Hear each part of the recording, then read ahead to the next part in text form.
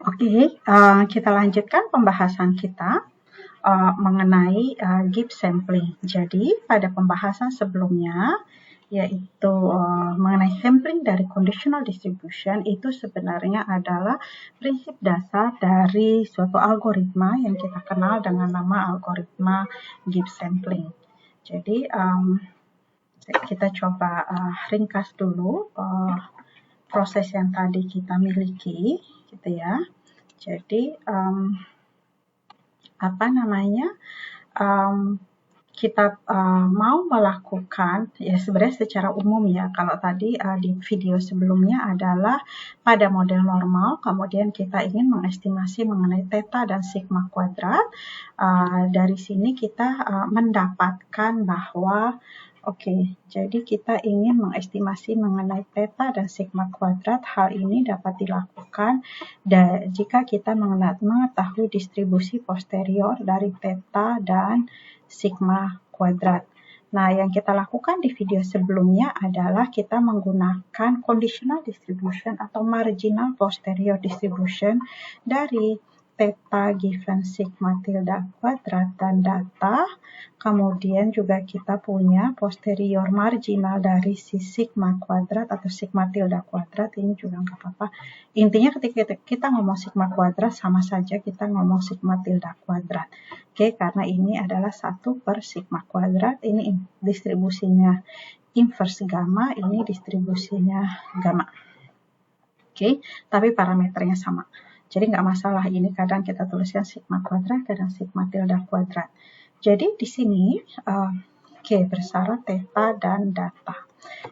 Apa yang kita lakukan untuk kita bisa melakukan inferensi atau mengestimasi theta dan sigma kuadrat? Ini bisa mewakili, ini distribusi marginal posterior ini sebenarnya bisa digunakan sebagai perantara untuk mendapatkan sampel dari distribusi posterior, join posterior antara theta dan sigma kuadrat.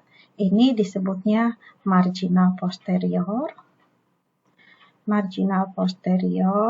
atau kadang disebutnya juga full conditional distribution dari theta dan sigma kuadrat. Jadi apa yang sebelumnya, proses sebelumnya adalah kasih tahu dulu dong nilai sigma kuadratnya. Misalkan ini kita sebut sigma kuadrat pertama.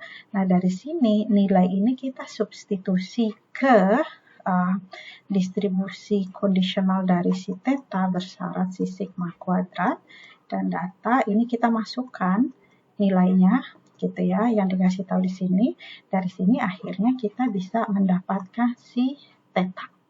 Kita dengan proses Monte Carlo, sampling Monte Carlo, kita bisa dapatkan nilai theta ini, kita sebutlah misalkan kita kasih nama theta 1. Nah, nilai theta 1 ini kemudian kita masukkan ke distribusi posterior marginal dari si sigma tilde kuadrat bersyarat theta dan data. Jadi inputlah nilai si theta 1 ini ke sini, kita bisa dapatkan dari distribusi ini, kita bisa ambil sampel secara dengan metode Monte Carlo, kita dapatkan nilai sigma kuadrat. Atau di sini kita sebutnya sigma kuadrat yang kedua. Nah, ini kita masukkan kembali ke nilai ini, kita masukkan ke distribusi posterior marginal dari si theta bersyarat si sigma kuadrat dan data. Ini karena ini kita punya nilai sigma kuadrat yang kedua, kita masukkan. Nah, dari sini ini nilainya sudah ada, data ada, kita bisa ambil sampel dari distribusi ini secara Monte Carlo. Ini kita sebutlah, kita sampel yang kedua ini kita sebut theta 2. Demikian seterusnya, nilai theta 2 kita substitusi ke distribusi dari si sigma tilde kuadrat given theta dan data. Sekarang diupdate nilai theta 2, kita dapatkan sigma kuadrat. Kita sebut yang ketiga, nanti kita dapatkan ini P dari theta. Nilai sigma kuadrat ini kita substitusi ke marginal distribusi dari si theta bersyarat sigma kuadrat, kita kasih nilai yang terbaru.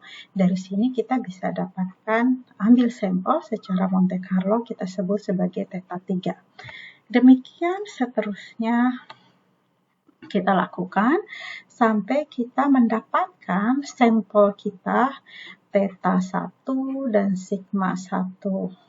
Sigma kuadrat yang pertama, kemudian sampel kedua adalah theta 2 dan sigma kuadrat yang kedua, dan seterusnya sampai misalkan kita ambil sampel ini sampel 1, sampel 2, seterusnya sampai sampel ke S misalkan, jadi kita dapatkan theta yang ke S dan sigma kuadrat yang ke S. Oke, jadi sampel-sampel ini ya disinilah menggunakan sampel inilah kita melakukan inferensi mengenai theta dan sigma apapun yang kita inginkan. Misalkan kita mau mendapatkan posterior mean dari theta gitu ya, harusnya kan ekspektasi theta bersyarat data gitu ya. Nah, di sini berarti kita ya bisa saja menggunakan hasilnya diaproksimasi dari mean sampel. Jadi 1 per S gitu kan, banyaknya sampel adalah S dari sigma theta I-nya 1 sampai S gitu ya. Ini kita bisa lakukan perhitungan-perhitungan seperti itu. Nah, proses tadi bisa diringkas, yang ini proses yang berulang ini diringkas dalam 3 langkah ini sebenarnya secara umum gitu ya. Jadi misalkan kita diberitahu nilai dari kita punya gitu ya, nilai theta S dan sigma kuadrat S yaitu pada iterasi ke S gitu ya. Misalkan kita namakan itu sebagai V pada state ke S atau pada iterasi ke S, maka untuk yang nilai yang berikutnya terupdate theta, ambillah dari distribusi marginal posteriornya si theta. Gunakan nilai sigma kuadrat yang terbaru, yaitu yang pada state S. Hasil dari ini kita gunakan untuk mengupdate nilai sigma kuadrat S ke sigma kuadrat S plus 1 nih di sini. Gitu ya. Terus seperti itu gitu ya, seperti itu sampai kita menyatakan iterasi kita berhenti. Ya, nah algoritma inilah yang disebut dengan Gibbs sampler.